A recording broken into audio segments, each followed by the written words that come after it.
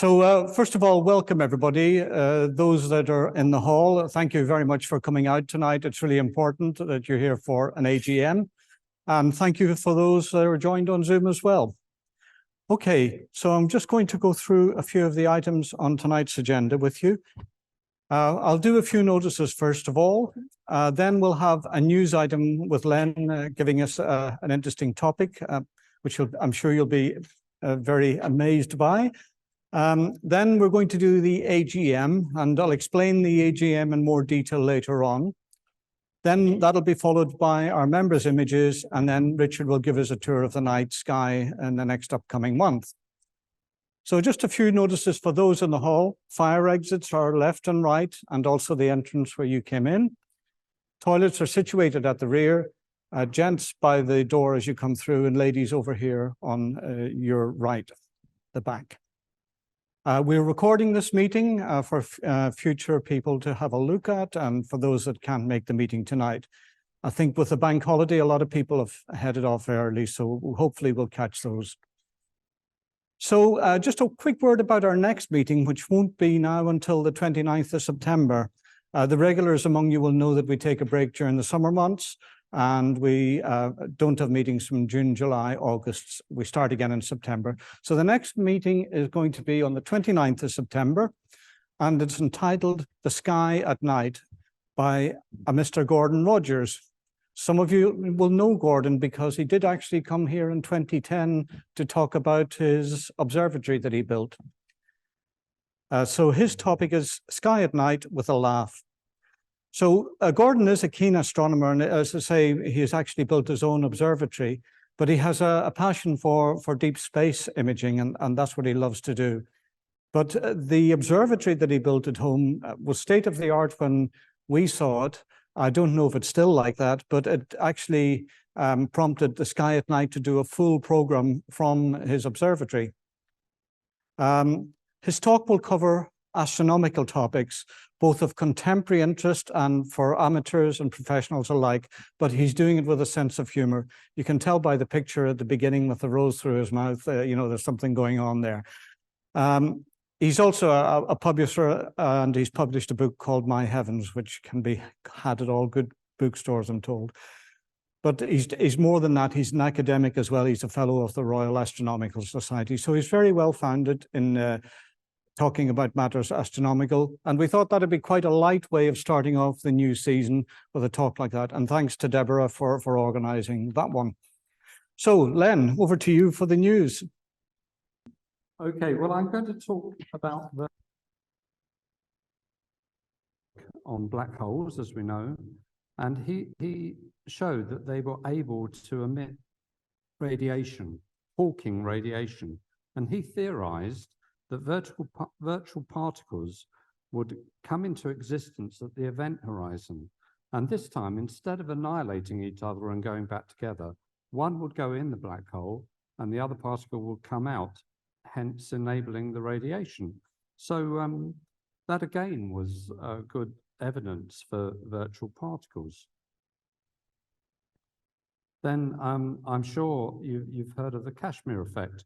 If you put two plates of metal very close together, you get a force between them, referred to as the Kashmir effect. And again, this is thought to be caused by virtual photon pairs, which come into existence and disappear again. It's very easy to think of particles as small lumps of something like tiny billiard balls, but apparently reality is nothing like that. It's now believed that everything consists of fields, and particles are just an excitation of those fields. For example, an electron is just a spike in the electromagnetic field, and the Higgs boson is a spike in the underlying Higgs field, the field that gives everything mass, apparently. And then recently, despite all the evidence of virtual particles, physicists have begun to question their existence. One example is dark energy. This diagram represents the expansion of the universe. Let's see if I can make this pointer work. And going back to the Big Bang, to the present time on the right. And the first few billion years, the expansion of the universe went along with theory. The rate it expanded seemed to match everything we could work out about the Big Bang, etc. Then as time moved on, the expansion rate seemed to accelerate. And in this period, right up until today, when dark energy is thought to account for about 70% of the universe, the equivalence between matter and energy, if you convert the energy of the accelerating universe back into matter, it's 70% of everything that exists, which is pretty incredible.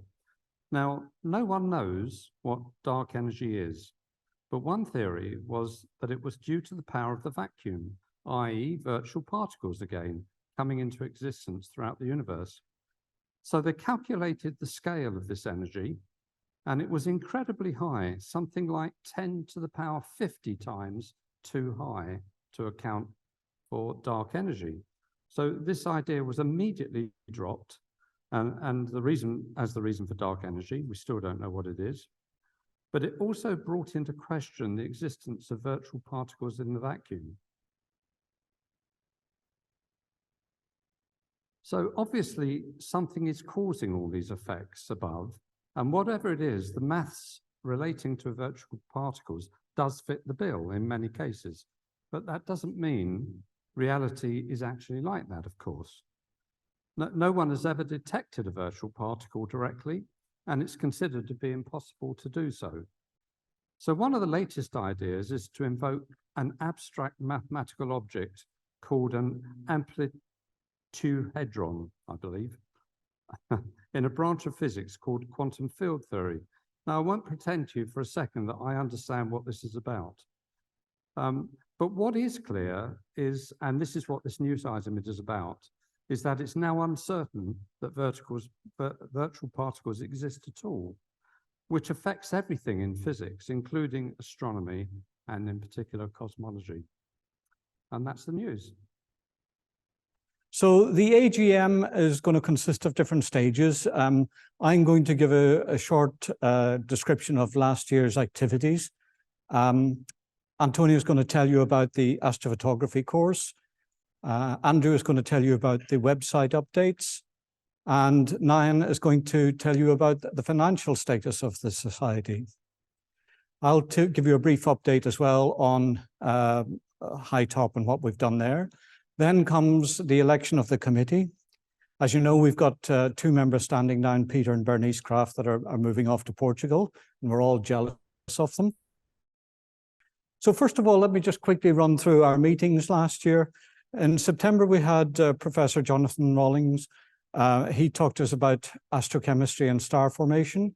Then that was followed by Richard West.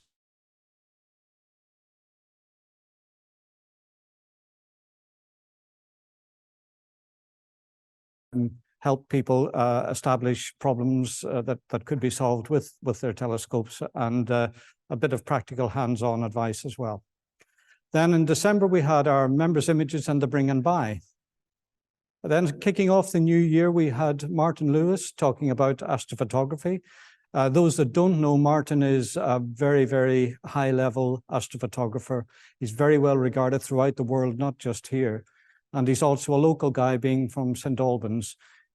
His first claim to fame was capturing the ISS as it flew over on his home-built Dobsonian. So Martin has been with us a few times, and you always learn quite a bit when he comes along. Then we had Nick Howes, and Nick Howes took a very controversial topic, talking about space debris, but it certainly was very thought-provoking, and that was part of the idea behind it all, because we take space debris for granted, and Nick really tried to highlight the problems with that. Then we had a very interesting talk from Sian Cleaver from Airbus Europe. She talked about the European Service Module, which is part of NASA's Artemis program being a manned mission to the moon. So she told us about what key elements made up the service module and why it was important to that mission. Obviously, without the service module, the mission wouldn't happen. So it is a linchpin of the thing. Then we had a very good talk from Graham, one of our own members here and ex-chairman, on deep sky objects. It was very informative, telling us about all the different types of objects in the sky and how they are categorized. And so that brings us to the AGM, this meeting, and members' images. But we do other things as well. We have outreach. So in 2022, we did a number of outreach events. We had a group from the Wendover Canal team wanted to visit our observatory at High Top. And in fact, there were so many of them, they came in two lots, two groups. So we had one on the 25th of July, one on the 4th of August. And myself and David Hepwood looked after those guys. And here is a bunch of them outside our dome. I think this was the second bunch. And basically, we showed them some of the objects they could see in the night sky. And having looked through a telescope for the first time, they were actually amazed. But inside the hut, David showed them some of his astro images that he had taken along. And they were absolutely fascinated by that, what you could see from the locality. And David explained that this was done with a camera rather than naked eye. And I think it spurred a few of them on to have a greater interest in the night sky. And that's part of the reason why we do it. But these people were volunteers working on the canal, and to while away the evenings, they were looking for sort of free entertainment. So we did 2 sessions for them to help them on their way. Then on October 15th, we had astrophotography in the park, which we run with Andrew Lalchan, who's a local photographer. The idea behind this is to introduce people that normally use DSLRs or SLRs to come along, attach them to one or two of our telescopes and take some images of the night sky. Very rudimentary astrophotography, but at least getting them interested in what you can actually capture. And again, with outreach like that, what happens is that people become interested because quite often people look at the sky but don't see things, or see things and don't know what they are. But for example, once you've explained the Orion Nebula to one of these people, you know, they'll forever see it and they're amazed by it. Or the Pleiades, for example, that they saw before and it was just a fuzzy cloud in the sky.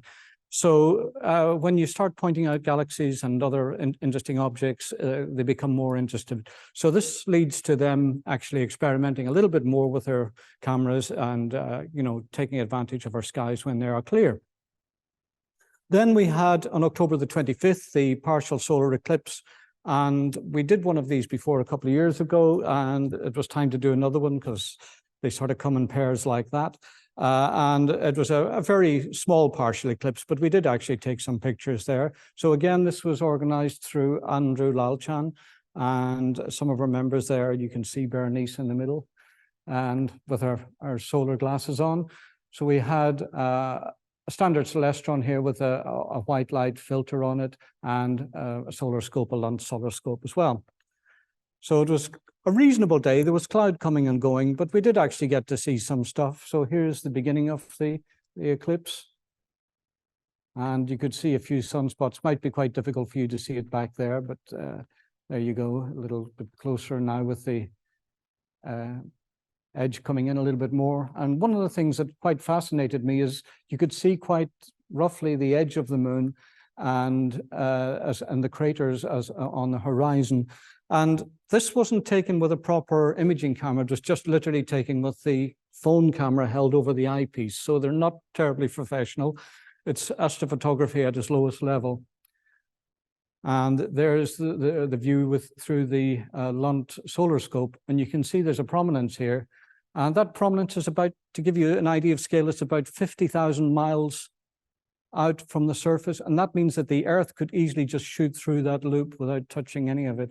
So, you know, we've no idea really the scale of the sun. It's big, but compared to some other objects in the solar system or in the universe, it's still quite small.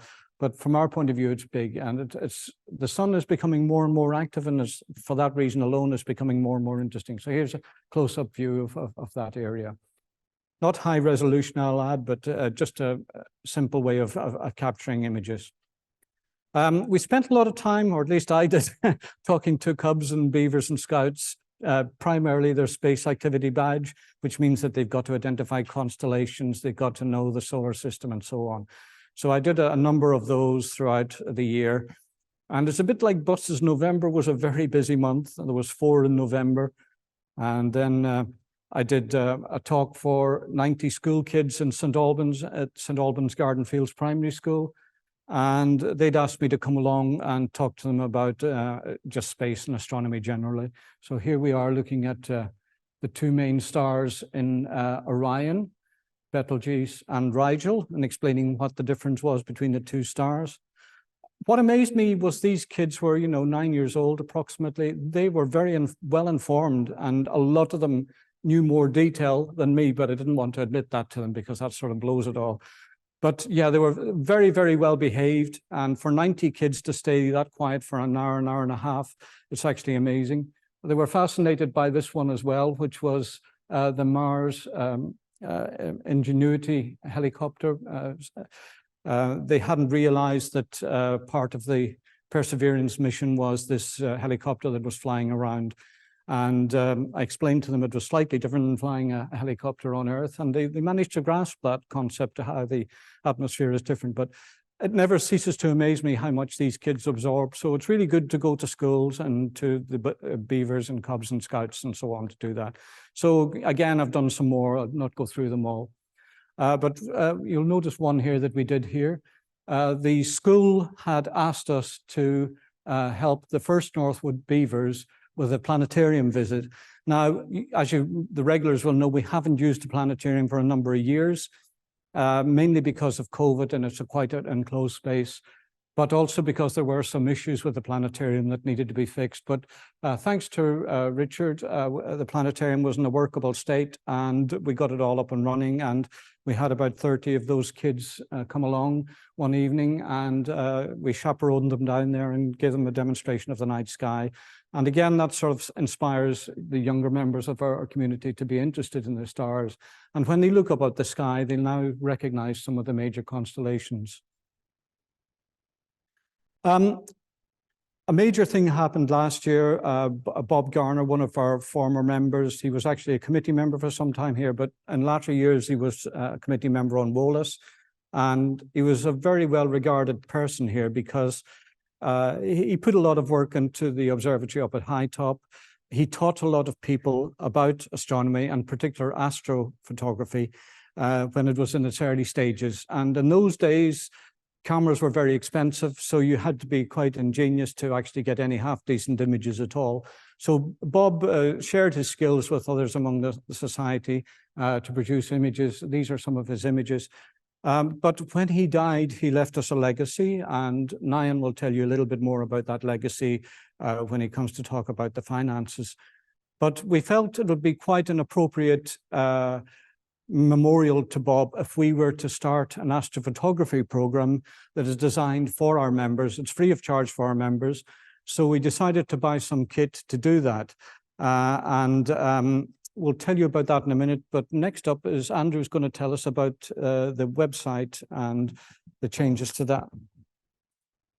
So the website, so I'm sure you'll remember that we had quite a bit of an update to the website a couple of years ago, but it's something which is very much an ongoing project. In this last year, we've really looked at introducing some functionality and design changes which should hopefully enhance your website experience when you visit the site, and also encourage repeat visits to the website. The first of these is a new web page called Space News, and this is updated on a daily basis. It's automatically, it takes what we call some RSS feeds from various websites like space.com and NASA. And these are hopefully a selection of articles that would be of interest to members. As I say, this is updated literally every single day. So if you go to that page, you'll see various articles on the whole range of things from astronomy through to technology and so forth. There's some examples of the articles from NASA. Now, in order to navigate to this page, we made some navigation enhancements to the website. So in the top left, I've just highlighted them in red. So our news specific to the society is linked on one page.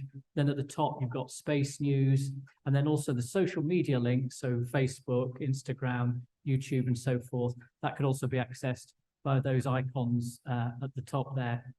On our homepage, we have these large banners which come across and they automatically rotate to highlight some specific pages we'd like people to visit.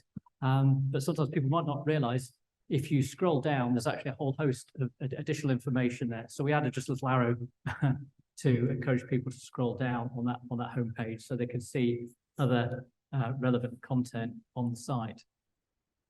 So Space News, we introduced an additional banner on that homepage. So as well as the navigation at the top, there's also this great big banner which will encourage you to visit that webpage. The existing banner, that'll take you to the About Us page, the Join Us page. So when people either want to renew their membership or they're visitors for the first time and want to join, they can do that via those links. Then the events calendar. Again, with lots of websites, there's different ways of getting to the same web page. Obviously, we've got this sort of top navigation, and you can select the events. This was our events page was something that was giving us some real problems, and the usability was not a great experience. So hopefully, we've fixed some bugs and issues that were causing some problems there. So again, if you either through the top navigation or via the link highlighted in red there, you should get to the events calendar. And this is really how it should appear now, where you've got the list of events that are coming up, and then clicking on any of those events would take you to some more detail on the page. There's also a month view, so you can look at the entire month, and then you can see 25th and 26th we had events, and clicking on the content in those numbers in those calendar days should take you to full details of the event, whether it's an online only Zoom event or a Eventbrite meeting, or indeed our own monthly meeting. And again, if it's a physical meeting, there's information at the bottom that will give you the date, the time, and the venue, and a map of how to get there. So hopefully that will be working properly going forward into the year. Again, feedback very much welcome.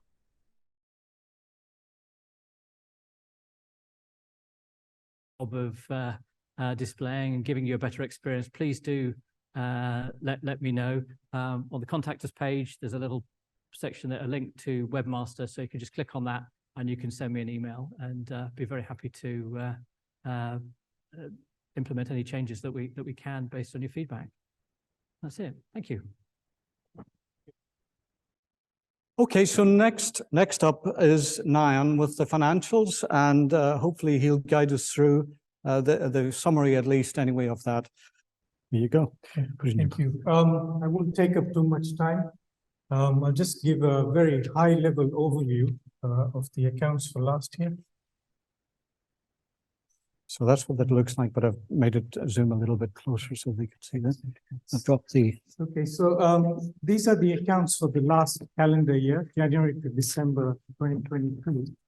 The top half is the income and expenditure section. Sorry, actually it's 2 pages. Sorry, So next. this page is actually the income and expenditure statement for the year. The column on the right is for the calendar year 2022, and on the left is the comparison for the previous year. So you can see the like-for-like movements in income and expenditure. The biggest line of income, as Sean explained earlier, was the legacy from Bob Garner's estate, which was administered by the solicitors and paid to the society through the solicitors who were administering the estate. We checked, Sean and I, and the amount received wasn't specifically ring-fenced, wasn't specified that the money, that the society should use that money for any specific purpose, and hence it forms part of the general fund of the society. And as you can see, the other main source of income for the society continues to be membership subscriptions, and small amounts of income from outreach events, donations, and visitor fees. The main item of expenditure during 2022 was investment in a portable toilet and the security camera at High Top, and ongoing repairs and general maintenance, details of which we could provide later if necessary.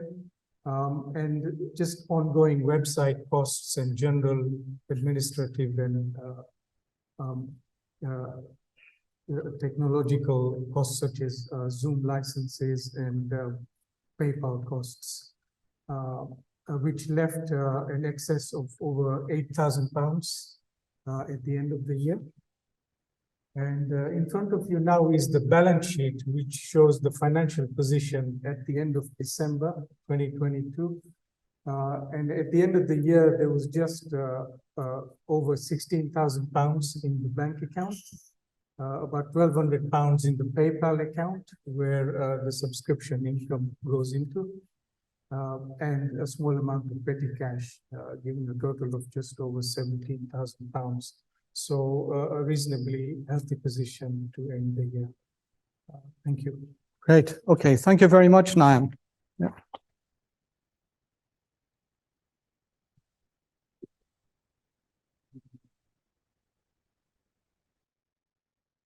Because, you know, we're very fortuitous to have that income. The crux of the matter is that we do depend on subscriptions to run the society. We can't, I mean, that was a windfall, and we decided to use it as best we could. And to do that, we've actually bought some equipment as well as some updates at High Top. So I'll quickly talk you through these. First of all, we do have a High Top maintenance team. This was a picture from last year. And sadly, some of the members have died. Colin Marriott and Brian Bloomfield, stalwart members that really used to turn up and do, you know, all sorts of tasks, from cutting the grass, cleaning, to engineering things, and also drinking lots of tea and biscuits as well were consumed in large quantities. And, you know, it's the comment that always is made, where is the chairman? Well, actually, that's my seat. I took the picture. So I do go up from time to time as well. But the general work done here, you can see Peter cleaning the dome, and the other Peter Rees, doing the lawnmower. You know, this is a typical operation, and it's done by several people, and we'll mention those people later on as well. But here's a picture of Peter Kraft. He was busy doing some painting on the hut. And of course, Bernice wasn't far behind as well. She was on the other side painting.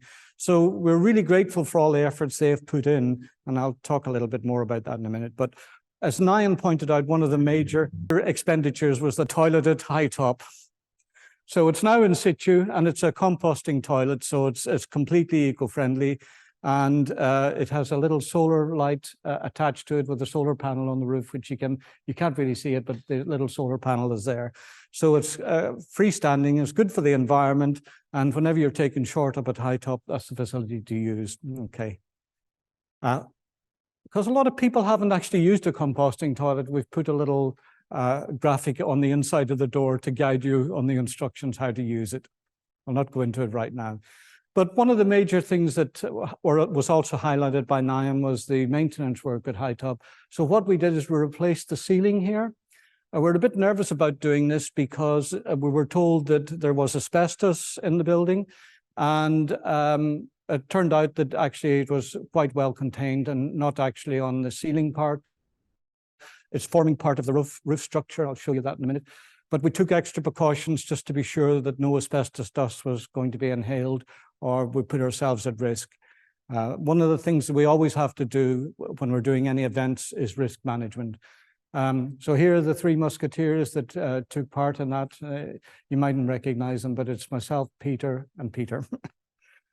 When we stripped out the ceiling, this is what it looked like. Obviously, we had to get rid of all the stuff inside the hut to do that. And that's it looking the other way. So now we had a nice clean ceiling. Here you can see the asbestos, and You can see here the tar that's come through the asbestos, and here's some of the area where the asbestos had been taken away by animals, but it's all sealed up. And this asbestos isn't particularly harmful. It's not blue asbestos, so we were very lucky that there were no real dust or particles left on the ceiling, and we've disposed of all of the old ceiling stuff safely as well. So now this is what it looks like with the pine strip ceiling on it, and we put up new lights as well. We're being a little bit, using a little bit of ingenuity here. These are guttering, and we just fitted LED lights to it to reduce the cost. So guttering with end caps works great as downlighters. There's it looking the other way. We did actually buy some new equipment as well, and with Bob's legacy, we did actually spend quite a bit on astro imaging equipment. We bought a Lunt LS50 solar scope with a B600 tuner. We bought a Skywatcher Solar Quest mount so that when you put the solar scope on the mount, it'll automatically track the sun, so you don't ever keep following the sun. We bought an ASI 2600 MC Pro camera, a fairly large format APC size camera that we hope will help do a lot of deep sky for us. And we bought a little guiding scope that also can double as a small webcam as well. It's not the absolute best choice for a webcam, but we felt that it could be used as a guide or could be used as a webcam, could be used for imaging through other scopes as well. And to pull it all together, we bought a SWHAS ASI Air, which is a little hub. I think it's based on Raspberry Pi technology, but it takes all the cameras in and the power feeds and manages them for you. And there's a nifty bit of software that goes with it as well. So there's a picture of the main camera. That's the guide scope. This can be used as an all sky camera as well because it's got a lens on it. So it's quite a useful little camera. And this is the hub. It's got regulated power outputs as well as USB for the cameras, but also it's got Wi-Fi, so you connect to it on a tablet basically. And the ASI Air app allows you to do all sorts of things, including guiding, mount control, polar alignment, focus, target selection, and so on. So those are just some of the things, and it's all from just an iPad or equivalent. But before we could actually start using it, we fitted some Bob's knobs onto our telescope.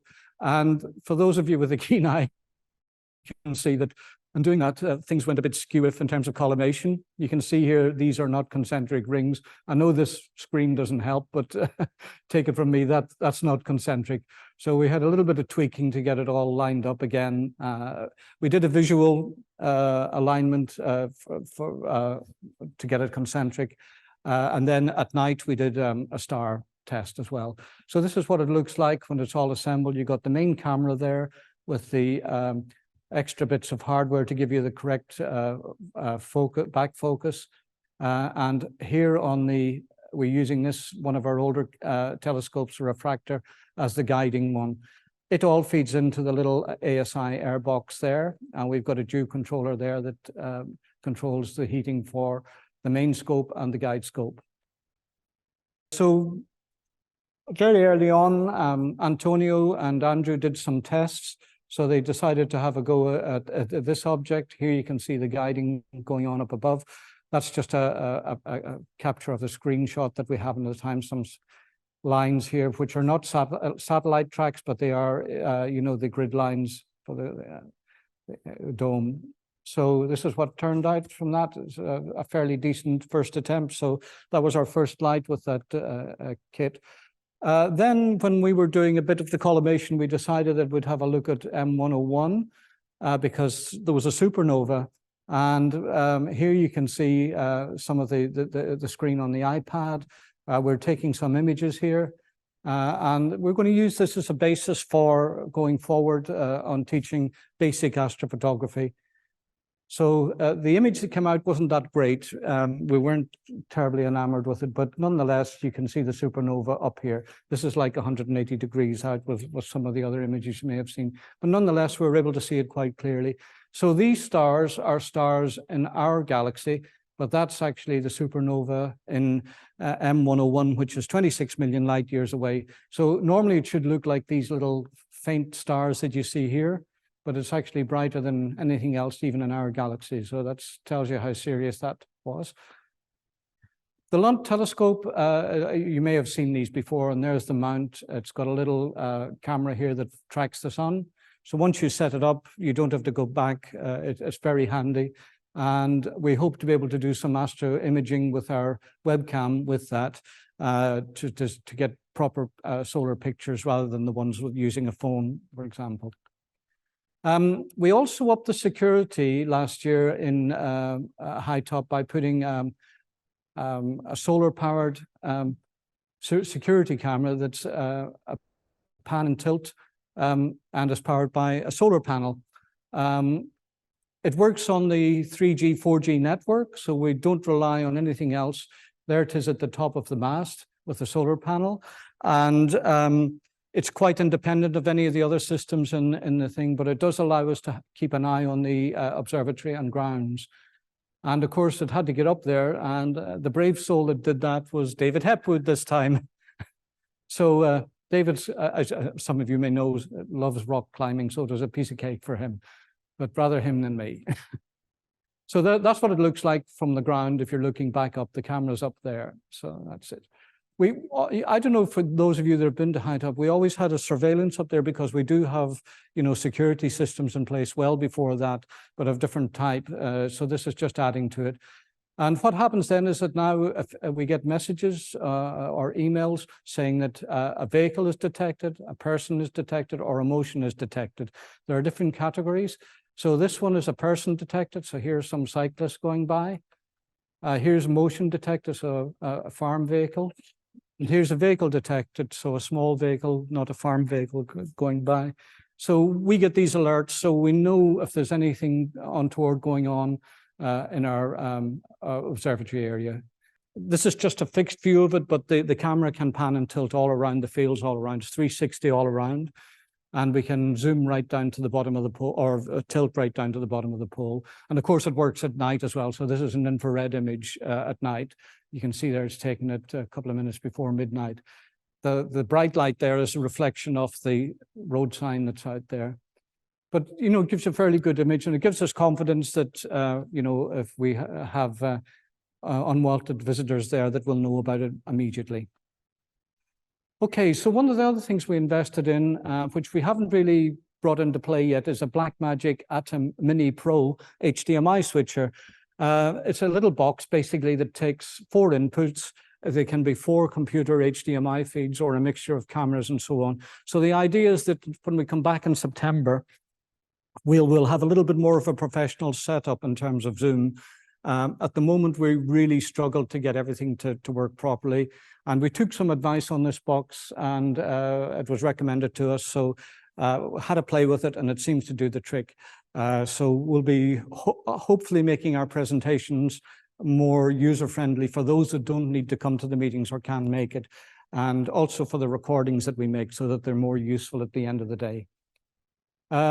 Then the other thing we bought, which is we were just trialing tonight for the first time, is a Nosbot webcam, and it's got a function that allows you to be tracked as you move around this stage. So this is what it looks like, and the idea is that we have a camera here. It's actually this device sitting here right now that will track us as we move around the stage. We haven't quite got the measure of it yet, and I think it's a lot to do with the backgrounds that it sees as well. So we'll have to have a little play with that in future to get it better. And finally, we bought a Honda generator, a 1000-watt generator for up at High Top. We do have another generator at High Top, which is a very coarse generator, and it's okay for using the odd power tool or small appliances. We don't recommend using this one for power tools, but the reason we did it is it's a good, clean generator. It's got a good reputation, and it will run all the equipment we need, including computers and cameras and everything else that we need for astro imaging. And it's thanks to David Hepwood for sourcing that for us. So that's what it looks like. It's pretty small and portable. and it's fairly quiet as well. And you know, we've tried it out, and it seems to be working very well. So that's the equipment that we bought. But in addition to that, we did receive several donations of equipment over the year. A guy called Peter Rose called me up and said he's got a Skywatcher 12-inch Dobsonian he wants to get rid of. So he donated that to the society, and that now resides at High Top. So it's a fairly decent device, this one. And, you know, it's a great scope to learn the sky with. And you can, because of its wide aperture, it's a very easy scope to use, and you can see quite a few deep sky objects as well with it. Then a guy called Adam Sarnafinovich gave us a Celestron ETX80. And it's a little telescope, 80mm diameter, an alt-azimuth mount and tripod with a controller. And it fits into a little bag and it's quite easy to carry. So again, these, for the people that don't know, these instruments are all available for you as members to borrow and use. We have a load of other instruments as well that we haven't talked about tonight that you can also borrow. So the story is, do not go out and buy an expensive piece of Astro kit. Come and try some of our kit first. Find out what's right for you, and you might find you can find something cheaper that, you know, instead of wasting a lot of money on something you're not going to actually use again. We had some donations from Lynn Reeve. Now, those of you that are long-standing members of the Society will know the name Reeve, because Colin Reeve was a major player in the foundation of the Society and the early years of the Society. But his daughter Lynn had some bits left over from his estate. One of them was Celestron giant binoculars. They're 20 by 80, so she's donated those. They really need to be tripod mounted because they're too heavy to hold. They also donated a Meade Starfinder 10-inch reflector. Now, I'd never seen one of these things, but they've got a paper tube and it needed some attention. So one of our guys that's a regular up at High Top on Saturday evenings said, could he have it? So we gave it to him, and he's going to refurbish it for his own use. We also got this strange device here called a barograph. It's basically takes pressure readings and puts them on a graph paper. Apparently, Colin used to love that. So we're going to put that in a safe place, and we're also going to fit a plaque to it to say donated by Lynn Reeve on behalf of Colin. So just a quick summary of our membership. We currently have 160 members, which is really, really great. That's 24 members than this time last year. And it's represented by 100 memberships. And those 100 memberships are made up of 60 adult memberships and 22 family memberships. Now, the 22 family memberships account for 82 of the members. So it's really good that people are using the family membership as a way of joining the Society, because you can have 2 or more people, you know, on that, or 4 if kids, if you want to, for example. We also have 11 honorary memberships. Some of them include family memberships, so there's 18 members on that. So the change since last year is 8 new memberships and 24 new members. That's really good, because one of the things that happens with astronomical societies, as you may very well know, I might be preaching to the converted here, but you have something called loss. So you get people that join for a year and then never come back again. So this turnover is very common in societies. You get peaks of membership, and then the next few months it disappears, some of it. So, but on average, we're doing very well. We're very slowly going up, which is what we want. We don't want a sudden increase, because I don't think we have the capacity to manage it. But what we want to do is have enough so that it keeps the Society viable, so that we can do things and do different events and spend money on equipment as well to benefit the members of the Society. So memberships are at £16 for an adult and £24 for a family. We don't intend to change that in the foreseeable future. And unlike lots of other stuff that are going up, we're going to keep it at that for as long as we can. You might remember just over a year ago, we changed to a 12-month rolling membership. Before that, our membership used to run like from the beginning of May through to the next May. So people joining later in the year were slightly disadvantaged, but you know, people that joined early in the year gained a bit. We felt it was better just to do an annual membership. You start your membership and it runs for a year, and then you can renew it easily if you want to yourself. We would still like to do our society membership cards. We haven't really been able to grip that one. So we've come up with a design for it. But if any of you budding graphic artists in there and the audience or online know how to, print these cards, we would like to do that. So that's the back of the card. We don't want to spend a lot of money. I mean, I can go to Member Mojo and pay something like £5 to have a plastic card made per member. So that comes out of our subscription, and that's when you take the Member Mojo price out of it and the PayPal price out of it, we would be left with very little. So we don't want to spend a lot of money on fancy plastic cards that get thrown away. Instead, if we can do paper ones that can be recycled, that'd be really better. As I mentioned earlier, Peter and Bernice Kraft are leaving the committee and also leaving the country to go to Portugal. And I thought it'd be quite nice just to have a quick look at some of the things that they've been involved in over the years. So here's Peter viewing the Mercury transit in 2016 up at High Top with his solar scope. He joined, both joined, Peter and Bernice joined in January 2013, but they actually joined the committee just a little over a year after. So at this meeting in 2014, they actually joined the committee. They were voted onto the committee, and they've been absolutely brilliant people to have on the committee ever since. I can honestly say that with hand on heart. This is Peter digging a trench. Well, actually, you can see he's done the trench, so now it's tea time. And there's Colin Marriott there as well. And of course, Bernice, as ever, always with a smile and always with plenty of food. So she's a really popular person when it comes to these open days and so on. But she has put in a huge amount of effort over the years doing the teas and coffees here, but also at all our events. She turns up and she's there. She just does it all. It's really great. We found nobody to replace Bernice yet, which is a bit worrying. Maybe that'll get solved before our September meeting. Otherwise, we might be having a very dry house at the end of the meeting. So here are Peter and Bernice at High Top. They were regular attendees on the Saturday evenings. And here they are in 2018 when we visited Mill Hill Observatory. This was just not long after actually Mill Hill had discovered the last supernova. So that was a good day out. There's Peter in there looking up thinking, yeah, I could have one of these telescopes, I think. So they're going to set up an observatory in Portugal. So we'll watch this space and see how it goes. Then we had in 2018, we had our 50th anniversary. There's Peter, the other Peter, Peter Rees there. And of course, Bernice as well was there. This was at actually the Watersmeet. We did an exhibition there as well, but this was in Castleberry Park where we did a couple of stargazing evenings. And then Open Day 2021, we had the Mayor of Dacorum turn up and visit us.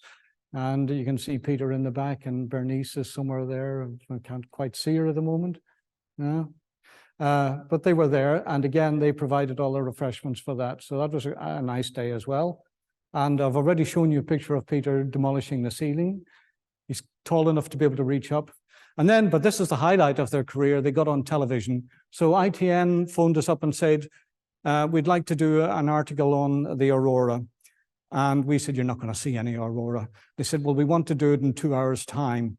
So a few frantic phone calls. Peter and Bernice were first to respond. And Bernice got interviewed by the interviewer. And it appeared on News at 10, the national news at 10, 10:30 in the evening. The clip's on the website somewhere if you want to look. So a few of us turned up to do it. We didn't see any aurora that night, but we explained to the guys at ITN why that was the case. The night before it, there had been sightings down as far as Cornwall. We said, it's the luck of the draw. Anyway, again, they turned up for the partial eclipse in 2022 in the park. The actual solar scope is Peter and Bernice's, so that was really good. So they're retiring from the committee, so they have to be replaced. So Peter and Bernice, please come to the stage so people can see you. We didn't know what to do for you, and we thought we could buy you like maybe one of those floating magnetic planets, you know, like Mercury or Saturn, something. We thought, nah. Instead, we put a little card together and put some cash in it for you that you can spend on whatever you like. So with our thanks, you know, please accept that. And remember us when you're away. We've got some nice cake for you as well down at the end. And there's another card that we hopefully everybody will be able to sign before they leave. But I cannot say enough about you, about all the help you've been over the years, the support you've given us. And, you know, the society would not be where it is without people like you. And we're for eternally grateful for that. So thank you very much. Pleasure. Thanks. Bernie, thank you. Thank you. Right.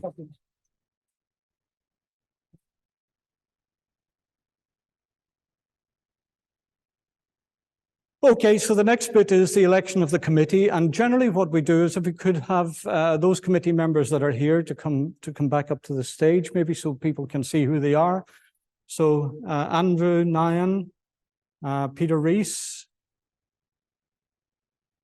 Can you just come up to the stage here? So what we're going to do is the members in white are the existing committee members. So the easiest way to do this is to get somebody to propose that we re-elect these, including myself, for the next year. If you've got any other suggestions, by all means, you can make that. And then what we'll do is we'll get Deborah and Antonio to come up because they'll be the new members, and we'll vote those in individually so that they're done properly. So can we have somebody to propose that we re-elect the committee as is? Thank you. Somebody to second it? Great, brilliant, thank you very much. And that means that the existing committee is re-elected. So you guys can go back down again now. Thank you. And if we could have Deborah and Antonio up, please. We'll do the same for them, but we'll do them individually. By the way, if you're on Zoom and you want to have your say, you can turn on your camera and you can vote for these as well. Okay. So first of all, I'll do Deborah. So Deborah is joining us basically to do membership and events, and she already has got stuck in a spectacular fashion and got the next two events lined up for our monthly meetings, which is fantastic as far as I'm concerned. Anyone proposed Deborah? Go on, I can do it, and somebody to second it as well, please. Thank you. In a, you know, some he'll be driving this astrophotography course that we talked about. So those that want to propose for Antonio, raise your hands. Thank you. And those seconded, yeah, thanks again. That's all done. So you're duly elected. So thank you.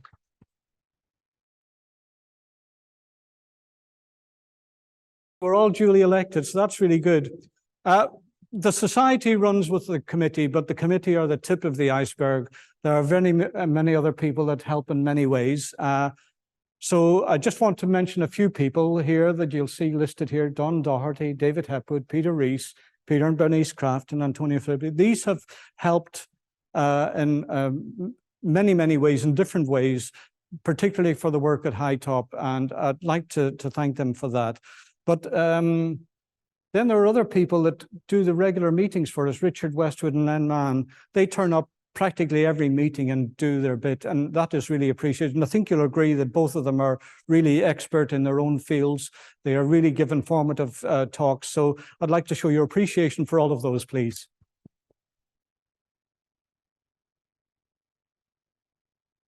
Oh, a message just popped up. Would Don come to the stage? Don Doherty, you've been summoned.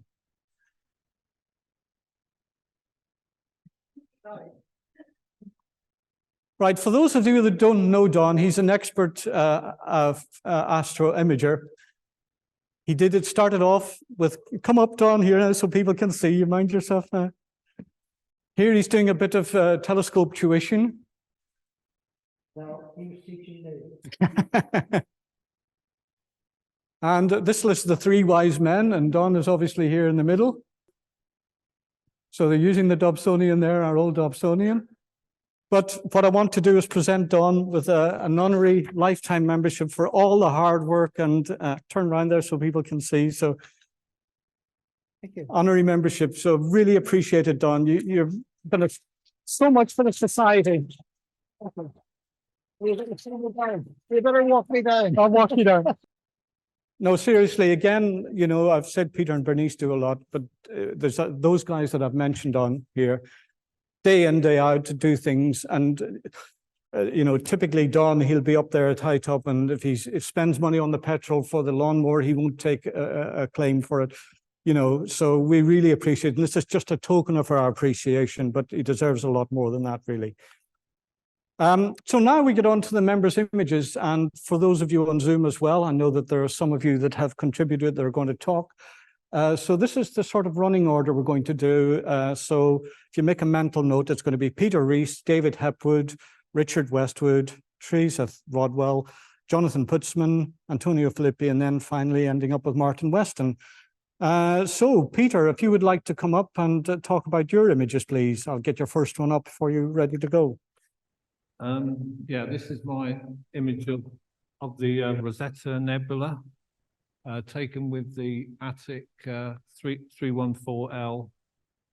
This was taken in sulfur 2 wavelength, and it's 4 times 300 seconds images. And this is taken from my back garden. Yes. Do you want to just move? Yeah. This is the same. This is the Horsehead Nebula in Orion, and this is luminous and then RGB. 180 seconds at luminous, and then 100 seconds at RGB. All 4 times exposures.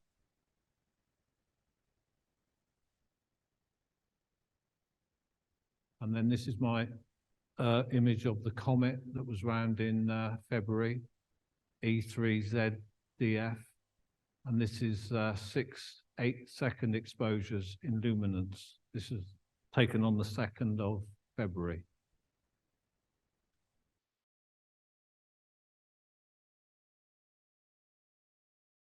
A couple of images that I took this week. They are not pristine images. They are very quick, very off the cuff. I mean, this is just I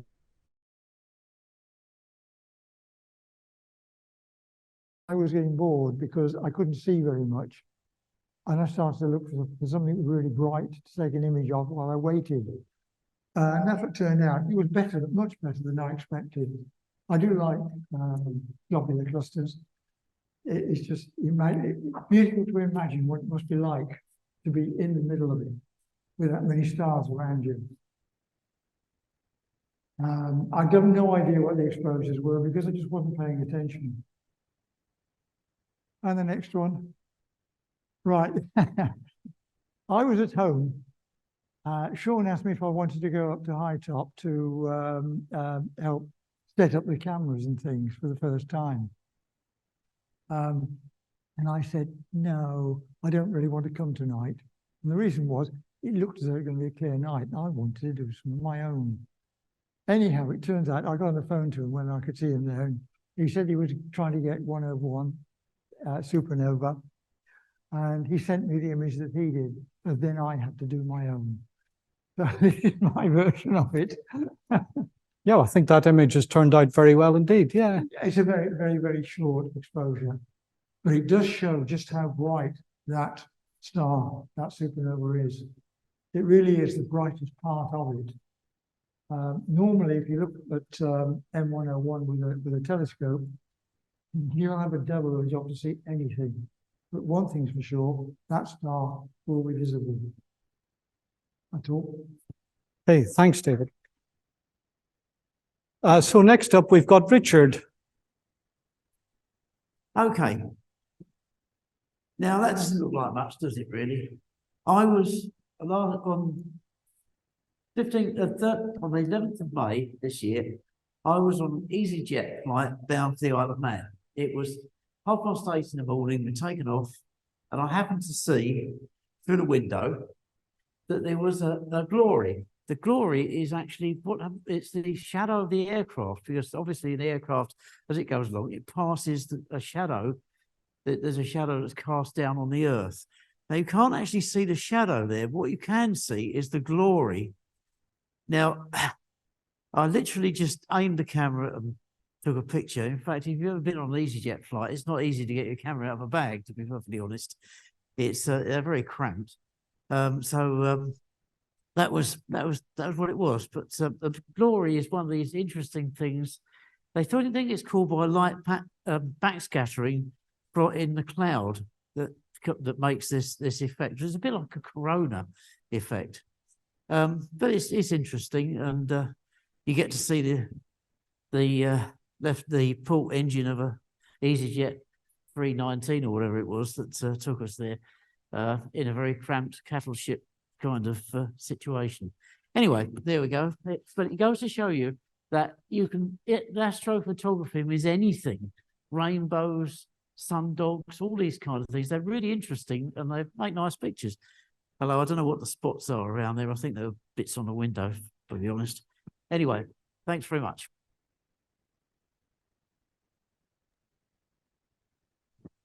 So next up, we've got Teresa. I don't know if Teresa can join us on Zoom to talk about her images. I've just unmuted myself. Can you hear me? Yes, Sean was talking about solar activity, and the benefit of that is that the auroras, particularly this year, have been absolutely amazing. We were very fortunate to be in Iceland in March and saw some fantastic aurora displays. Now, I'd never seen one before in my life. So by this day, which was the third day we were seeing them, it was such a steep learning curve to be able to actually take pictures. And this one actually was on my phone, which was a very, very steep learning curve. We were in Thingvellir National Park, which is a wonderful dark sky location. And one of my ambitions was to not only see the aurora, but to shoot it in the direction of Orion, so that it was not looking directly north, of course, it was looking almost southwest to get this amazing picture. On my phone, if you want to have the settings, it was f1.8. It was a 10-second exposure at ISO 3200. The next one. Yeah, just before you go, Teresa, I'm just going to point out to the audience, you can see Orion's belt here and the sword of Orion at the bottom of the picture. Yeah. You won't see that pointer, but yeah, excellent. That was, and you've got nice sharp stars, I must say. That's really nice. Yeah. And we were experiencing storm strength aurora right directly above us. So this one is me pointing the camera literally right up above where I was and catching the eye of the storm directly where I was. This is just with my ordinary camera. It's a Canon EOS 700D, f3.5. It was a 2-second image taken at ISO 3200 again. That's it. Great. Thank you very much for those, Teresa. Yeah, that's amazing. Thank you. So next up, we've got Jonathan. Is Jonathan here? He is. Good. Okay. Okay, just the one image from me tonight. Probably a very familiar image to a lot of you. This is the Horsehead Nebula and the Flame Nebula in Orion. This is an object I've, well, wanted to image for a long time since seeing it in sort of Sky and Telescope magazine when I was a teenager, which is a number of years ago now. And yeah, this is taken in February this year. I just have a small telescope, but a cooled astro camera on the back.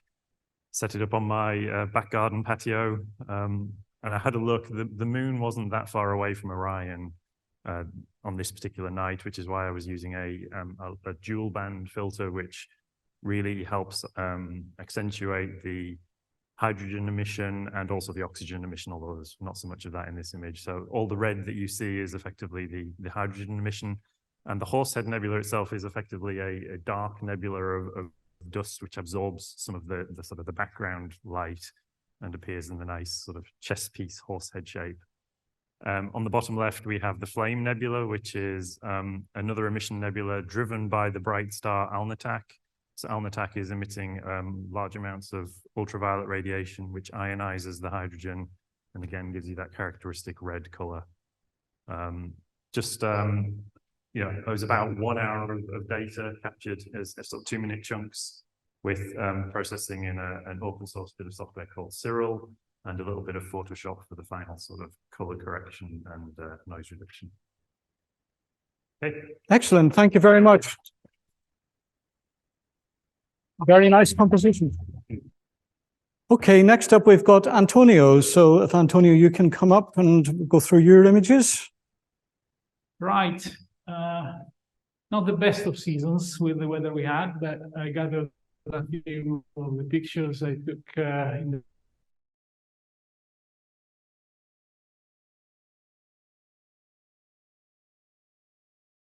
I put the telescope out on the balcony and spent 3 days imaging instead of recovering. The Rosette Nebula, picture taken from the Italian Alps, family house, basically. 2 hours of exposure, taken with a wide field telescope, which you'll see in the next slide. So this is my travel telescope. The telescope is actually the smaller of the 2 here. The guide scope is probably not even needed because it's a very wide field telescope. It's a quintuplet, so it's designed explicitly for astrophotography. It's also reasonably cheap, so it's a price of like, you know, camera lens with my 5T3 slow cooled astronomical camera at the back, and then mounted on a, again, fairly light and transportable AZ GTI mount on a carbon tripod. So all of this is probably showed it last meeting as well. It's only 4.5 kilos. It fits in a backpack that you can carry anywhere. So it's quite useful when you go traveling. Next one, again, with the same telescope, the Pleiades, same setting, same week of pretending to recover.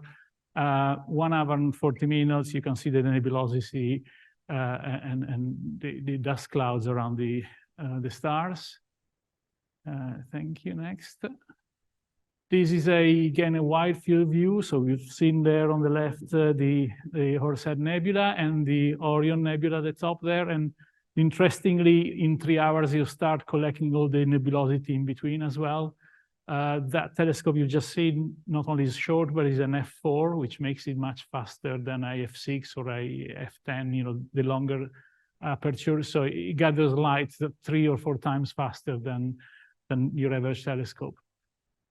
Of course, this is done with filters. So I used the Optolong LStream filter. Basically, these are filters that get through only the oxygen 3 and hydrogen alpha lines of emissions of the nebulas and cut out any light from the CT, from the moon, or any other sources of light, basically, that are not specifically in those frequencies. Mostly hydrogen, as you can see here. Next one, Sean, thank you. That's the big upgrade of the year.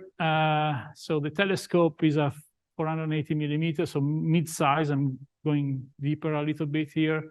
The tiny scope I was using earlier is now acting as a guide scope, same camera, and the AM5 harmonic mount. This is a mount that can carry 13 kilos of weight without counterbalance, and you can carry in your backpack as well. It's a bit heavy, 5 kilos, but still, new technology, harmonic drives are really useful if you want to move your telescope about, basically.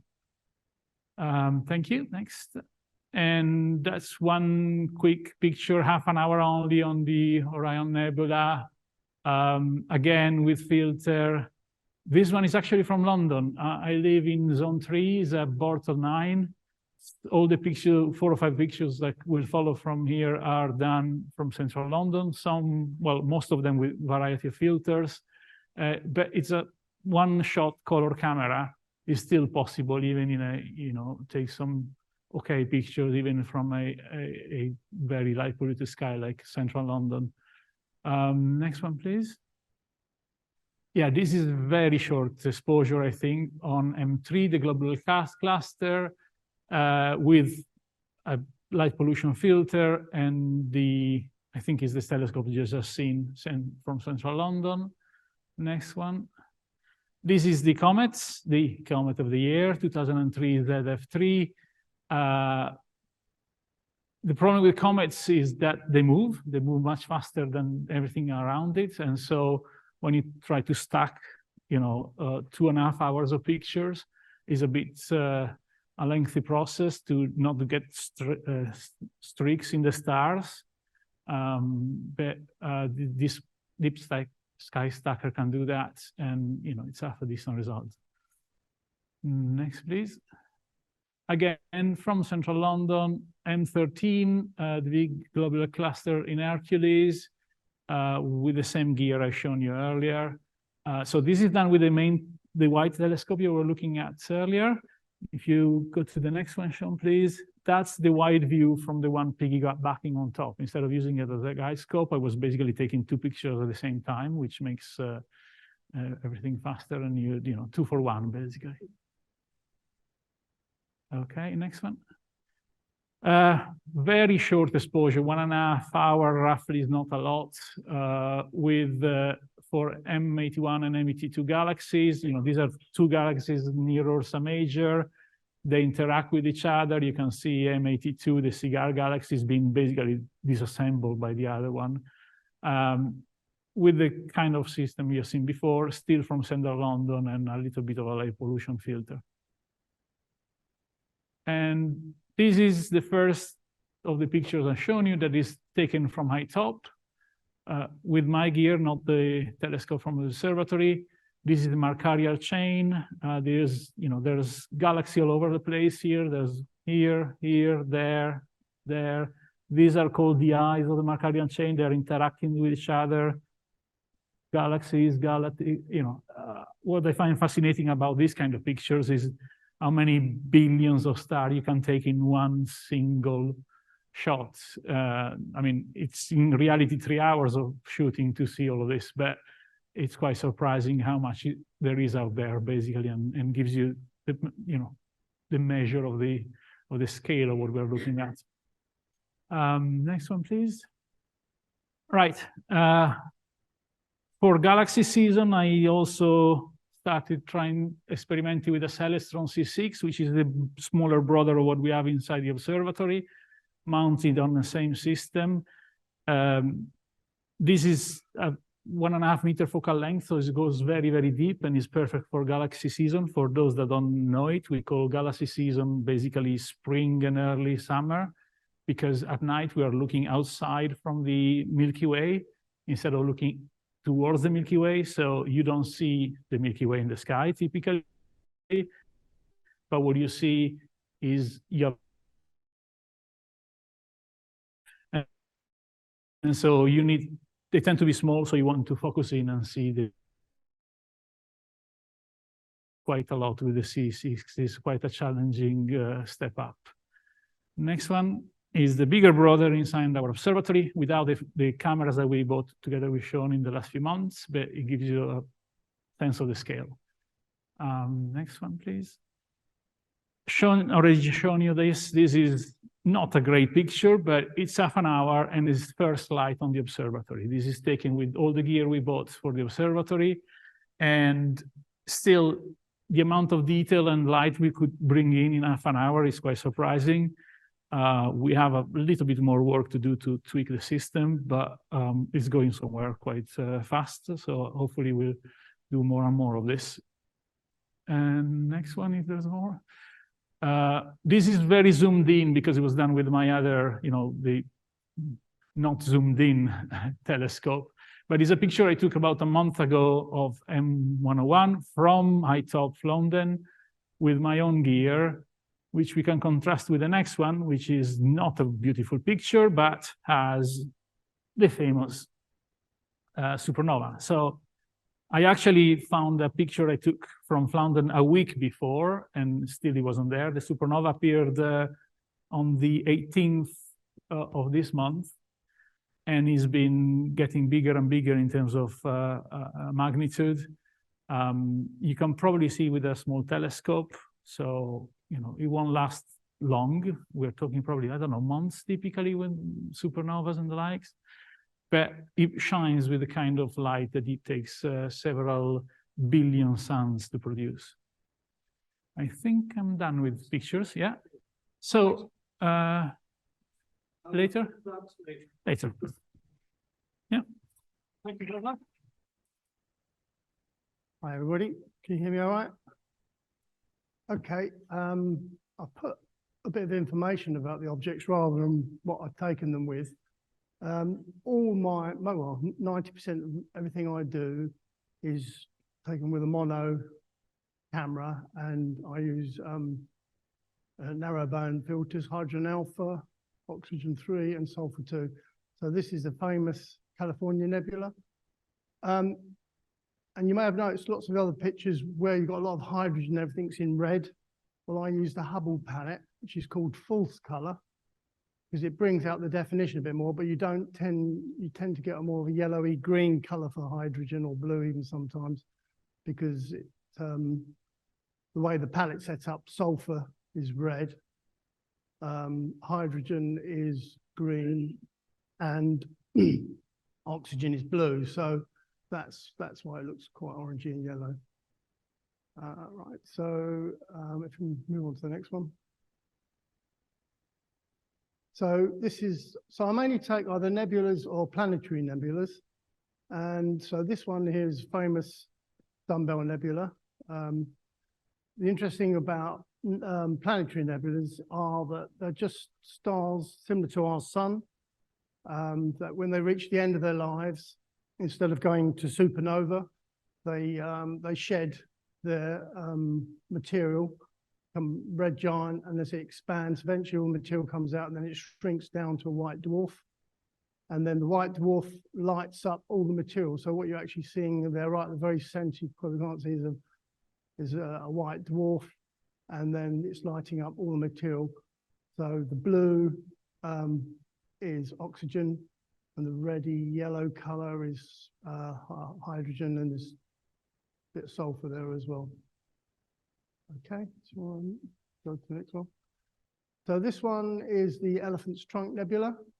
I took this last week actually, so it's been pretty bad this year for doing imaging. So I've had to sort of grab anything when I can. I don't do galaxies. I tend to specialize. I think the equipment, you tend to specialize in what your equipment can do.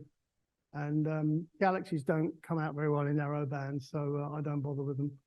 But this is come out not too bad. The stars aren't perfect. They are a bit blobby, but you can see the famous elephant trunk section coming down through there. Yeah, it's that bit there. So you want to go on to the next one, please? Yeah. So we've seen a few pictures of the Horsehead Nebula. So I've taken this with my 10-inch RC. So it's obviously seen a much bigger image because it's taking a smaller part of space, but more magnified. Again, you can see the effect there of false color. What was red in our other pictures is a sort of greeny blue color, but you can see the clouds, and you can see the definition within the cloud around the nebula. And you can see the dark dust lanes that have caused the shape to look like a horse's head. So if we move to the next one, please. So this one, I didn't take this year, I took last year, but as my processing has evolved, I've sort of reprocessed quite a few of the images. This is the Jellyfish Nebula, which is a supernova remnant. So this is all the material that's been thrown off from the supernova. So I'm trying to think. Yeah, so in this particular supernova, we've got a neutron star. Just a little bit of information there about that. Yeah, so it's called CXOU. Oh, I won't tell you the whole thing, but that's the scientific name for that particular pulsar. Okay, next one. So we saw a picture earlier on of the Rosette Nebula. So I've focused on the very central part where the star formation. If you look down the bottom corner here, you can see these clouds of the dark clouds of dust forming area, dust areas are forming stars. Again, you can see the oxygen around the area and the sulfur, quite a bit of sulfur and hydrogen in those areas as well. So that one's got some nice colour in it. So we can go to the next one. So this is a very famous supernova remnant. This is M1 or the Crab Nebula. I've taken the stars out on this one here because I didn't like them. Didn't come out very well. The only problem with doing nebula, sometimes you can get the nebula focus nicely and the stars come out terrible. But this is another supernova remnant, and again we've got a neutron star at the center of it. This was actually taken by, this was observed by the Chinese astronomers back in 1054, yeah. Okay, go on. This is the only color camera picture I've taken. I took it a couple of years ago. I stuck it in just to break it up a little bit. It was Comet SWHAS, which was probably the last one you can actually see with the naked eye in the sky. I just took this in my back garden with my, I think I took with my Canon EOS 60DA, just on a tripod. So I just did a little bit of processing on it just to improve it a bit. Okay. So this one is one of my favorite targets. This is the Crescent Nebula. It's quite interesting to me because I'm interested in Wolf-Rayet stars. One of the things, there's a lot of nebulas that at the center of them, we've got a Wolf-Rayet star. And a Wolf-Rayet star is an extremely hot, extremely volatile star that lives a very short life, but it actually starts to throw off its material even before it has a supernova. So the star in the center there is still burning, still alive, but this is all the material that's actually thrown off since its birth. So, but they don't live very long. But so there's a lot of oxygen, a lot of hydrogen there. You can see a shroud of oxygen around the outside. Okay, next one, please. So another one, I've taken the stars out. This is the famous Signal Wall, which is a part of the North American Nebula. So this particular part is where all the star formation is going on along this so-called wall. So yeah, I only took that back in the winter. Next one, please. That's it. Okay. Okay. Thanks very much. So that was Martin's contribution. Very good indeed as well. I stuck out a few slides. They're nothing special, by the way, but just out of interest. In February, I don't know if you remember, there was a lot of aurora activity, and I got an alert saying it was 280 nits, and I thought, wow, because normally if you look at it, it's down here, it's 20, 30, 40 sometimes, and then if you get an amber alert, it's around the 100 mark, but 280, and then half an hour later, it's up to 314. So I thought, I've got to go and see if I can see this. So I stuck my camera out of my loft window in Watford, and basically, let me just hide this for a minute. You can just about, this is, pushing it a bit. This was a phone picture. You can just see the redness there of the aurora. But on the same night, from my hometown in Donegal in Ireland, Mount Charles is called, one of the local guys took a picture, and if I can show you what that looks like. So this is the lake above the village where I come in. It's about half a mile from the village. And these are the Donegal Mountains in the background. He said he'd never, ever, he said, first of all, visually, the redness and the vertical banding was very obvious. Now, normally you don't really see that with the naked eye. And then when he set up his camera and took the pictures, he couldn't believe himself the actual thing. So when these really high periods of activity occur, you do get aurora, even in places like, the south of England that are visible. A great tip is always to try and get it by a lake, because you get double a great picture. But we were up the other evening at High Top, doing a bit of collimation on the scope. And we had a nice picture of Venus and the crescent moon just over the dome. So that's a camera picture again from the phone. It's not a proper picture. Okay, so thank you all to those who've contributed to the members' images tonight. And, right, so we'll say practical, deep sky, astrophotography. You can do essentially 3 broad brush kind of astrophotography. You can look at landscape and nightscapes and Milky Ways, or you can go into planetary, or you tend to go in deep sky. They're quite different from each other. The focus here will be on what we know, what I know is deep sky astrophotography. The emphasis being on practical hands-on results and a map for progressing later on. We will hold it a combination of online and practical experience at the observatory. If you can go to the next one.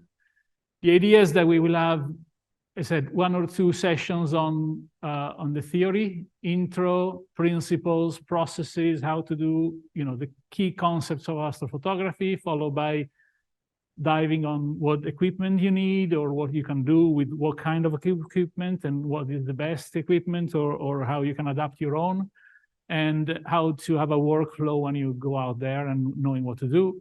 And then 1 session on the observatory equipment, which will be standard for everybody, so it's easier to manage. And maybe, followed by another session where whoever has equipment can bring it on and try their own, and we can all learn from each other, basically. And finally, fundamental part of astrophotography is the processing. A lot of the time goes into making the picture visible, because the picture that comes out of a deep sky camera is not particularly appealing, with the respect of the scientific data behind it. We don't try to prettify it too much, but we want to make it visible and enjoyable. So that would be online again, so that we can maximize the time. I have no idea what the interest will be. We'll see. We'll run 1 set of sessions in say, September, October, and then we take it from there. If you want to go to the next one. So the kind of thing, well, sorry, this is confession time. I'm actually, in theory, a cosmologist. I was a theoretical quantum physicist. The kind of things that Len was showing earlier were my life for about 10 years. And yet this is the first time I took a picture of a galaxy and the second time I ever saw a galaxy. So I'm quite enjoying being practical now and rekindling with my past as a physicist by doing things in practice. But the confession is, yes, that, this is how you start. That's about a year later, which is no more than 2 years ago. So I bought my first telescope 2 years ago. Hopefully, whatever we learn, we can pass on. The kind of things we want to cover is, how to do astrophotography with a basic Altas mount, how to move to tracking and EQ mounts, then technical and software solution for plate solving and finding your way faster across the sky, guiding fundamentals. So you need to follow the stars to be able to take pictures that are longer in exposure, so you can bring out those colors. This was probably something like 10 seconds per picture. That was more like 3 minutes per picture. Dithering, another methodologies for improving your pictures, calibrating, using cool camera, automating it using the software and the machinery that's available out there, and then stacking and post-processing, which is the software side after you take a picture. So that's a bit of a summary of what we would do. How do we organize it? You can go to the next one, Sean. It will be free to members. It's open to anybody. If you're an absolute beginner, we'll give you the fundamentals. If you're experienced, we'll learn from you probably. So anybody's welcome. If you want to send an email expressing your interest in telling about your experience and any equipment you use, that then when we decide how to organize it in practical terms, we would have a little bit to, orient ourselves with. I think that's my last slide. Is it? We're done. Oh yeah, very important. We also launched the Instagram page of the association. If you have a passing interest in astrophotography, forget about what you heard about Instagram. In terms of following one hobby is fantastic. There's such an amount of everyday updated pictures on Instagram from fantastic photographers from all over the world. It's worth doing, it's worth following. Little plug, I'm Deep Sky Nomad on Instagram, but we also have the account that you can see there. So hopefully the people that contributed today will be happy to let us post them there. We'll come around asking later. That's it, really. Okay, thank you very much, Antonio.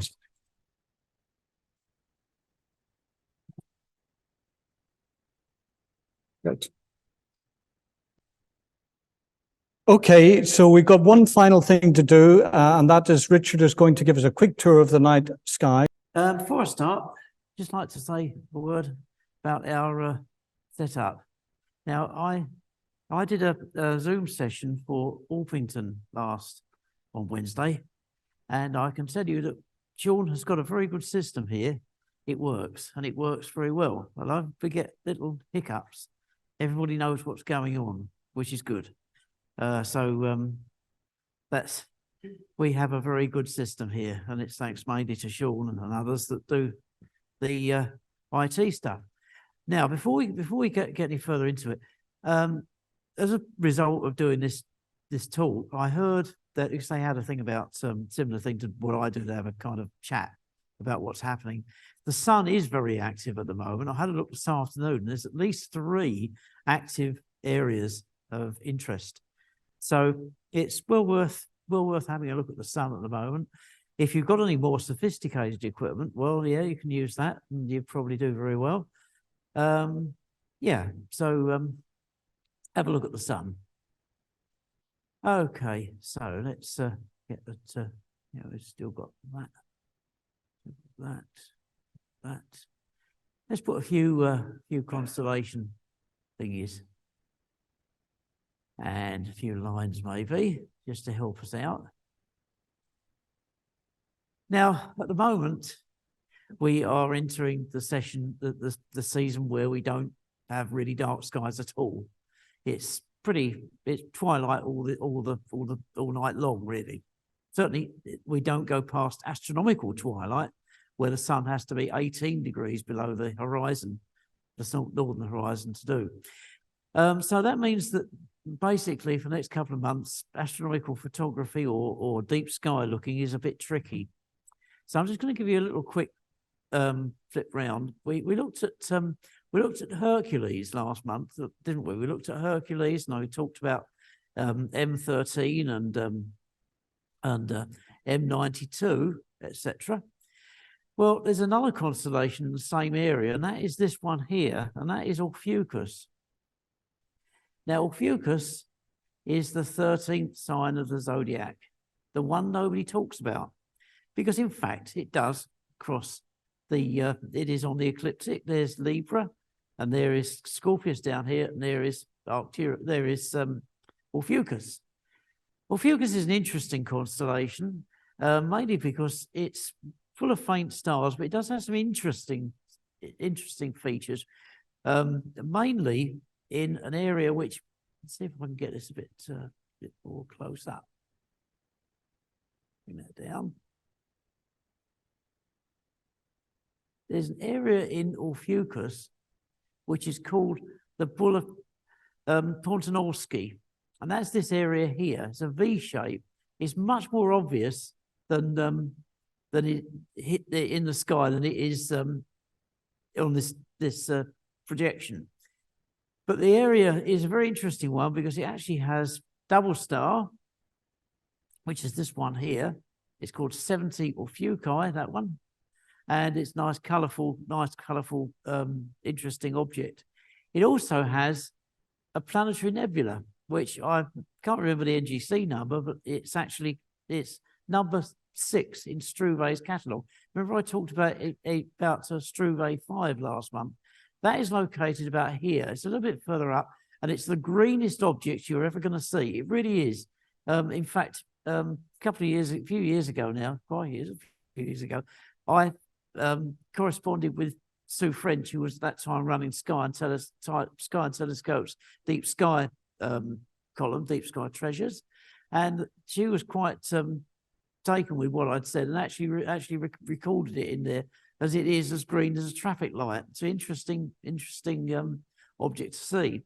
Another object that's quite close and unfortunately isn't very represented here, you can't see it very well, it's about here, and you will actually be able to NGC 6633.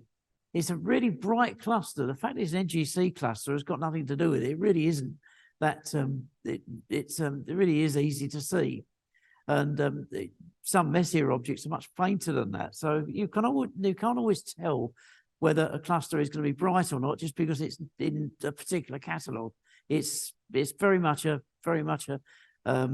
look and see, and if you can't see it, well, it's obviously too faint. Now, I want to also come back a little bit because I want to talk about a constellation that is coming to. There we go. Here we go. And that's Vega, or sorry, Lyra. Now, wouldn't it be really nice if you didn't have to move your scope around to see a lot of different objects?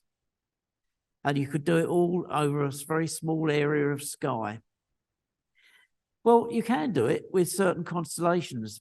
Canis Venatici is one.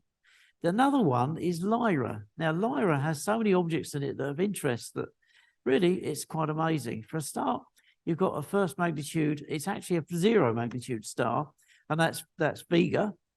It's an A-type star. It's extremely bright. You can't miss it. In fact, it actually marks the zenith in the sky as we see it in the summer in this country.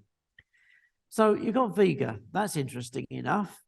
But next to it, you've got this famous double-double. Now, the double-double is actually separable just about. If you've got very good eyesight, you can actually see the two stars. I've not done it myself, but if you've got a very steady sky, somewhere like in Arizona, you can see that it's two stars that are roughly the same magnitude. Now, with binoculars, it's a cinch. You can see them very easily. And with a more powerful telescope, with a high power on, say, a 3-inch or 6-inch refractor or even a 4-inch refractor, you will be able to see that each of those stars is in fact a double. It's called the double-double for that obvious reason. And that's interesting enough. I mean, the stars are all white, and there's a 9th magnitude one between them. It makes a pretty picture, and it's quite good. And actually, it's an interesting test of your telescope because it tests the fact that you can separate two stars which are 2 seconds of arc apart when they're separated in the field, which shows that you haven't got any anything like astigmatism or anything like that that's installed in the image. So it's often used for testing telescopes. Well, that would be good if that was the only thing that you had. But also there are other objects here, which is a star here, which is one of the lozenge stars. Now that one is a very, very wide. It's actually Delta. That one is a very, very wide double star. It's wide. You can see it in binoculars. One of the stars is red, and consequently, then the other one is slightly bluish. Well, what's interesting about them is there's a scattering of stars that make up a pattern around it. So you've got a star cluster with a double star inside. It's very attractive, easy to see. The star cluster is called Stevenson 1. Very bright, easy to see, as I say, with binoculars. Well, there's also something else, because if you go to the star here, which is Zeta, you find that in fact is a rather attractive double star as well. So we're not doing so bad so far. That is really an attractive one. It's slightly yellow and reddish, and that can actually be separated by good quality binoculars or with a telescope. So got plenty of things to look at. Well, that's not the end. There's more. In the middle here, between these two stars, which are Gamma and Beta, you will find the famous Ring Nebula. Now, the Ring Nebula is an interesting object because it's actually 9th magnitude. It's quite a long way away. It's over 3,000 light years away. It's quite a distant object. But the thing is that although it's it's dim, you can see it in almost any telescope, but it does defeat binoculars. The reason for that is the size. It's just too small to actually register on the retina properly. So you do need a telescope, a very small telescope to see it. In fact, to tell the truth, last night and let me think, a month ago, I had a look at it with, I've got 4-inch short focus fractor and see it quite clearly. And it was just rising in the sky. I mean, it wasn't even at 45 degrees, but I could see it. I knew where it was. And last night I could actually see the hole in the donut, as it were. So, you know, it's not difficult to find, not difficult to see. If you sort of sweep your telescope around it in this area here, you'll pick it up quite easily. But there's more. Because if you go up a little bit from there, you'll run into a star that I found was a double star, very easy and quite an attractive one. And I was quite puzzled as to what it was. And eventually I found out it's SWHAS 525. Now it's bright star. In fact, I'm surprised that more people don't comment on it as a way of finding M57, but they don't even mention it. So there's something else that you can have a look at. And if you want to move your scope, see these two stars here? Well, those two are actually double stars in their own right again. That one of them is, the top one is SWHAS 2470. And the one beneath it is 2474. And they are both easily seen in a small telescope and in the same field. It's really, you know, it's attractive. It's something to look at. But if you want to really do something a little bit devious, if you take a line from these two stars here, you end up at Alberio, our famous summer treasure that we like to look at. In fact, I looked at it last night, and I usually do it around at night. If you take that line and you go halfway between them, you'll come across a globular cluster. Now, this globular cluster is not in the class of the ones we've been talking about before. It's not as bright as M13, which is 25,000 light years from us. It's not even as bright as M92. It's dimmer than that. It's about the 8th magnitude, but it's a long, long way away. It's 31,000 light years. It's a long way. They're very distant objects, globular clusters. I'm fascinated, as David was saying. Globular clusters are terrific. The reason it's not very obvious, it's small because it's a long way away, and also it's in the Milky Way, and there's a lot of obscuring dust, and that's why it makes it hard to find. It really is. It's not an easy object. It's certainly something that you'll need, say, the 6-inch reflector or something like that to see properly. I haven't tried with my 4-inch yet on that, but then the sky is bad anyway, so it's really difficult to tell. So in one area of sky that's really pretty small, you've got quite a few objects that you can look at that without moving anywhere else at all. So, I mean, the thing is, if you've got a go-to telescope, they take time to go between objects. So I understand from ones I've seen. You don't have to be standing twiddling your thumbs while it fiddles around going around the sky, because you've got most of the objects in one constellation. That's Lyra.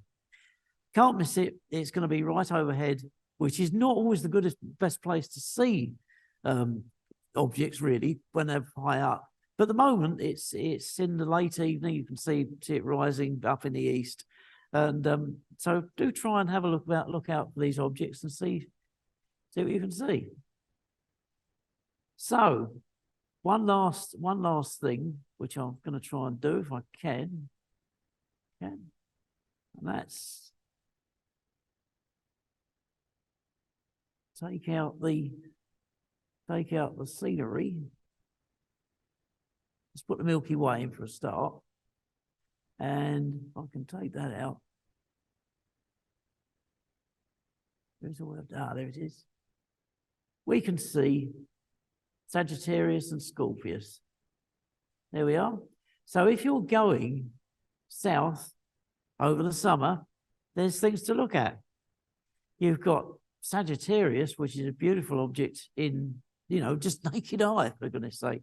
The Milky Way looks like steam coming out of this area here, which is sometimes referred to as a teapot. You've got M20 and M8 here, the Lagoon Nebula and the Trifid Nebula. You've got over here M22, which is a fantastic globular cluster. It really is a beautiful one. And M28, which is just below the teapot. So Scorpius, you've got interesting objects around Antares. You've got M80, which is here somewhere, and M4, which is about here. You've got M6 and M7, which are fantastic open clusters. They really are terrific. And you can do all this with binoculars. You know, you can just scan around. In fact, I spent one. This is something that Peter and Bernie are going to really enjoy. A few years ago, I spent an evening looking at them, sitting by a pool with my image stabilized 50mm binoculars, just scanning globular clusters in that area at Clive's Place in Portugal. So you've got that to look forward to. Just mind the mozzies, they can be a bit of a problem, but that's not usually that bad. So all I can do is wish everyone a happy summer of looking at things. And don't forget, if all else fails, you can always have a look at the moon. The moon is interesting and the sun is interesting too. So without more ado, thank you very much for listening. Well, sadly, that brings us to the end of tonight's presentation. So thank you very much for attending and being patient with the problems that we had at the start. And we look forward to seeing you in September. But in the meantime, there's lots of cake there to help see off Peter and Bernice. So make sure you devour that before you leave. And have a great summer. Thank you.